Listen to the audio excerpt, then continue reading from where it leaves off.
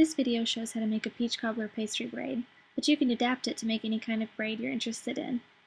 Use this video with the recipe link below from willowbirdbaking.com.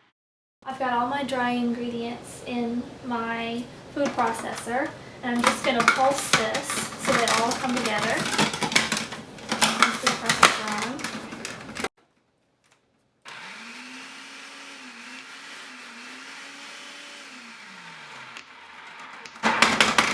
Now that I've done that, I'm just going to place all of my cream cheese. I like to spread it around. And then my butter, cold butter. Everything needs to be very cold. Now that I've done that, I'll pulse this 6 times, 1 second pulse each.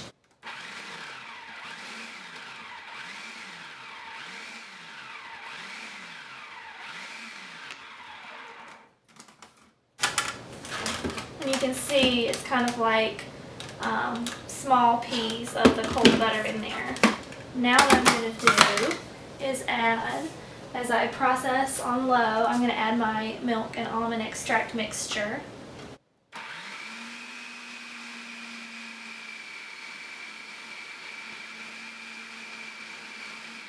And I really want this to just start to come together. I don't want to process too much, otherwise it'll over knead it. Now I'm going to move to rolling it out. Okay, so you can see all I've done is just put the dough out of my food processor, and I'm really not going to knead it too much. It's like a few turns just to get it into one piece because it's still crumbly. So I kind of pick up the crumbs from everywhere, and then I just kind of smush it, and then I'm really done. Now all I'm doing is putting it into a kind of a rectangular shape so it's easier to roll out into my rectangle, but and this is definitely still going to work the dough. That's why I only wanted to knead it those quick 2 little smushes so that I wouldn't overwork it when I'm kind of putting it into my rectangle shape. Now I use this unbleached parchment, and it's a little less like sticky than your average grocery store parchment, so I put a little more flour than I normally would. This is a lot more than I would if I were using like Reynolds parchment or something. But once it's in my rectangle, I think everybody kind of has their own little like rolling out the dough technique. What I like to do is brace against it like this, against the counter. And then I roll, and I'm just going to roll it both directions. And I'm looking for a rectangle that is 12 inches long and 10 inches wide.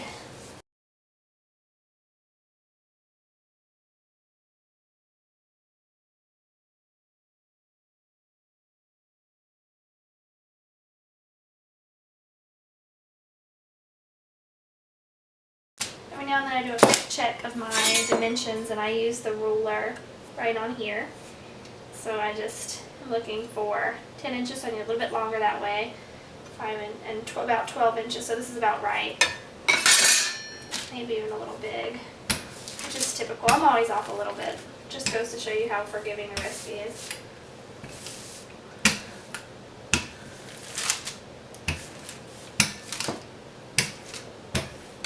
Probably good enough. And now what I'm going to do is I'm going to measure and kind of mark it in thirds, and then I kind of like give it a light little line with the edge of this is called a bench scraper, and I use it all the time. The edge of my bench scraper, I just kind of just very lightly sketch out where my thirds are going to be. And that looks good. Now what I'm making right now is a peach cobbler pastry braid, and that entails lots of melted butter. So I'm going to put on my butter. Since it's butter, it's going to run everywhere. You're not going to be able to fix it, so just don't worry too much about it. Let it go. Let it go. Let it go. Okay, there we go. And now for the cinnamon and sugar, I get it in my hands, and then you just sprinkle on the middle third. We're going to use the whole bunch of cinnamon and sugar.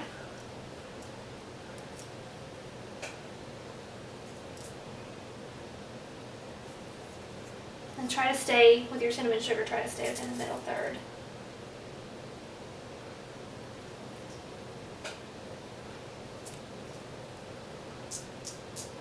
Try to get it just everywhere. Alright, I've cut each side of the braid into 1-inch strips with a pizza cutter, and I've added peaches to the middle third of the dough. And now I'm going to show you how to actually braid your braid. It's not really braiding, it's just crisscrossing these little strips. So you take one at a time and fold it over from alternating sides. And what I'm doing with the pastry brush is just brushing off any excess flour. Your strips will be all different lengths, but that's okay. And if any get stuck on the pastry, on the parchment paper, just use your bench scraper to scrape them up.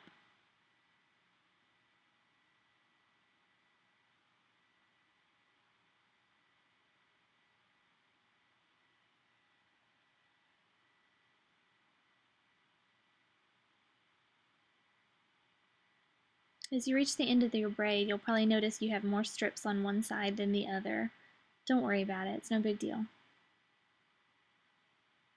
Now I'm going to brush the excess flour away from the parchment paper so it won't end up on my braid while I'm baking.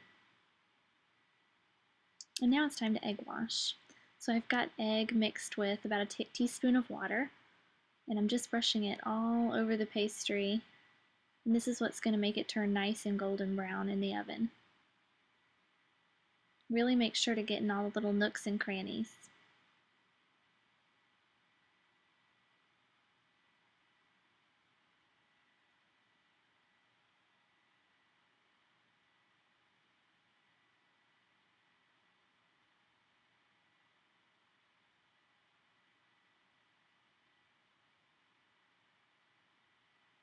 Here we go, that's perfect. Now, again, what's so nice about doing this on parchment paper is it's so easy to transfer to your baking sheet. You can just lift up and over. And now this is ready to bake in a 425-degree oven for about 20 to 21 minutes. And here's the finished pastry braid. Once it got out of the oven, I drained some of the melted butter off so it could cool without the bottom getting all soggy. Then I waited about 30 minutes and whisked up my glaze, drizzled it over, and now it's ready to serve. Subscribe to my YouTube channel and visit willowbirdbaking.com for more great recipes.